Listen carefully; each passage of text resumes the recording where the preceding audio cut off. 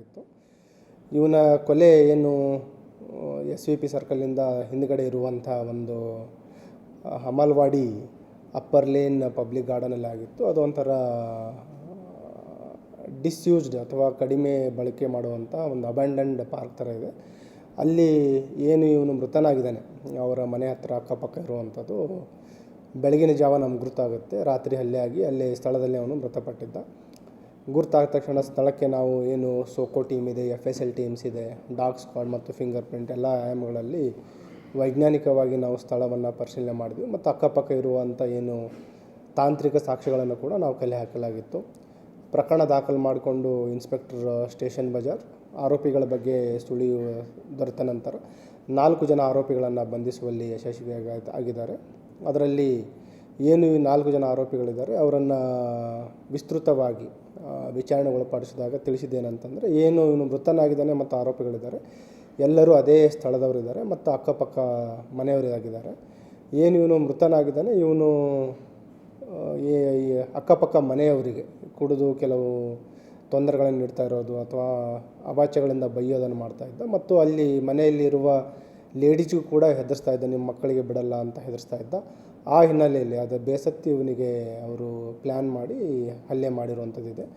ಮತ್ತು ಇವರೇನು ಆರೋಪಿಗಳಿದ್ದಾರೆ ಅವರೇನಾದರೂ ಸ್ಥಳೀಯ ಪೊಲೀಸರಿಗೆ ತಿಳಿಸಿದಾರಂತ ಅದನ್ನು ಕೂಡ ನಾವು ಪರಿಶೀಲನೆ ಮಾಡಿದ್ವಿ. ಯಾವುದೇ ರೀತಿ ಅವರು ಸ್ಥಳೀಯ ಪೊಲೀಸರಿಗೂ ಕೂಡ ದೂರನ್ನು ನೀಡಿರಲಿಲ್ಲ. ಕೊಲೆ ಆದ ದಿನವೂ ಕೂಡ ಇವನೇನು ಮೃತನಾಗಿದ್ದಾನೆ ಅವನು ಕುಡಿದು ಅವತ್ತು ಸಾಯಂಕಾಲ ಅಲ್ಲಿ ಗಲಾಟೆ ಮಾಡಿದ್ದ. ಅದರ ಹಿನ್ನೆಲೆಯಲ್ಲಿ ಅವನಿಗೆ ಮಾರಣಾಂತಿಕ ಹಲ್ಲೆ ಮಾಡಿದ್ದಾರೆ. ಮತ್ತು ಇವರೇನು 4 ಜನ ಸೇರಿ ಹಲ್ಲೆ ಮಾಡಿದರು. 4 ಜನ ಆರೋಪಿಗಳು ಬಂಧನ ಮಾಡಲಾಗಿದೆ. 4 ಜನರಿಗೂ ನ್ಯಾಯಾಂಗ ಬಂಧನಕ್ಕೆ ಒಪ್ಪಿಸಲಾಗಿದೆ. ಮತ್ತು ಅವರೇನು ಕೃತ್ಯಕ್ಕೆ ಉಪಯೋಗಿಸಿದರು ಈ ವೆಪನ್ಸ್ ಇರುವಂಥದ್ದು ಅದನ್ನು ಕೂಡ ಈಗಾಗಲೇ ವಶಪಡಿಸಿಕೊಳ್ಳಲಾಗಿದೆ.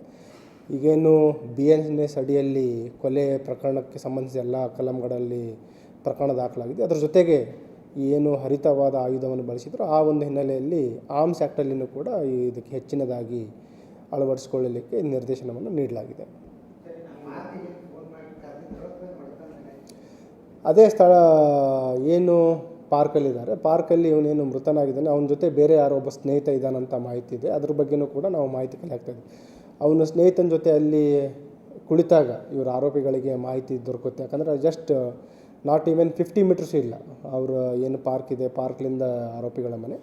ಸೊ ಅಲ್ಲಿ ಅವನು ಇರೋದನ್ನು ನೋಡಿಕೊಂಡು ಇವನಿಗೆ ಹಲ್ಲೆ ಮಾಡಿರುವಂಥದ್ದು. ಹಾಂ, ಏನು ಮೃತನಾಗಿದ್ದಾನೆ ಮೃತನೂ ಕೂಡ ಅಪರಾಧಿಕ ಹಿನ್ನೆಲೆ ಇದೆ. ಅವನ ಮೇಲೆ 2021ರಲ್ಲಿ 2 ಬೈಕ್ ಥೆಫ್ಟ್ ಆಗಿದೆ.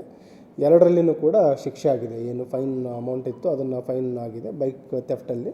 2021ರ ನಂತರ ಯಾವುದೂ ಅವನ ಮೇಲೆ ಪ್ರಕರಣ ದಾಖಲಾಗಿರಲಿಲ್ಲ. ಮತ್ತು ಆರೋಪಿಗಳೇನಿದ್ದಾರೆ ಆರೋಪಿಗಳಲ್ಲಿನೂ ಕೂಡ 4 ಜನರಿಗೆ 4ರಲ್ಲಿ 3 ಜನರಿಗೆ ಅಪರಾಧ ಹಿನ್ನೆಲೆ ಇದೆ.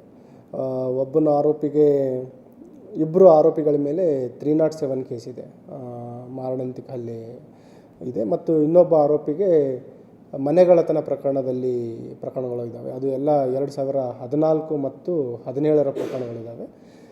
ಹೀಗೆ 2 ಔಟ್ ಆಫ್ 3 ಜನ ಆರೋಪಿಗಳ ಮೇಲೆ ಅಪರಾಧದ ಹಿನ್ನೆಲೆಯೂ ಇದೆ. ಅದರಲ್ಲಿ ಅವರಿಗೆ ಯಾರು ಅಪರಾಧ ಹಿನ್ನೆಲೆ ಅವರಿಗೆ PR ಕೂಡ ಹಾಕಲಾಗಿದೆ. ಈಗ ಅದನ್ನು ಕೂಡ ನಾವು ಬಾಂಡ್ ಫೋರ್ಫಿಟನ್ನು ಮಾಡ್ತೀವಿ.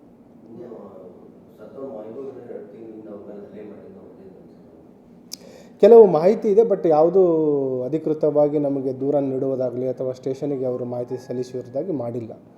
ಹಾಗಾಗಿ ಅಧಿಕೃತ ಯಾವುದೇ ದಾಖಲಾತಿಗಳು ಇಲ್ಲ. ಬೇಸಿಕಲಿ ಅವನು ಕುಡಿದು ನೈಬರ್ಸಿಗೆ ತೊಂದರೆ ಮಾಡಿರೋದು ನಿಜ ಇದೆ. ಮತ್ತು ಯಾವಾಗ ಇವರು ಏನು ಆರೋಪಿಗಳಿದ್ದಾರೆ ಅವರೆಲ್ಲ ಅವರಿಗೆ ಪರಿಚಯ ಇರುವಂಥವ್ರು ಇದ್ದಾರೆ.